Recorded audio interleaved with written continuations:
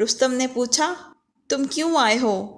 حضرت ربی نے بے خوفی سے جواب دیا، اللہ تعالیٰ نے ہمیں بھیجا ہے تاکہ وہ جسے چاہے غلامی سے نکال کر آزادی بخشے، جسے چاہے گمراہی سے نکال کر ہدایت کی راہ پر لگائے، اور جسے چاہے ظلم و جور کے مذہب سے نکال کر اسلام کی منصفانہ حکومت کی طرف لائے۔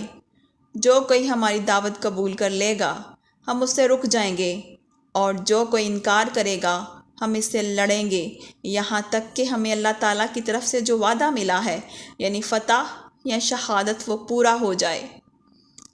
رستم نے کہا، کیا تمہیں ہماری طاقت اور تعداد کا اندازہ ہے؟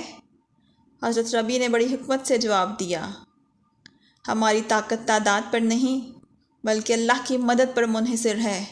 جو ہمارے ساتھ ہے، تمہارا شمار اور تمہاری طاقت ہمارے نزدیک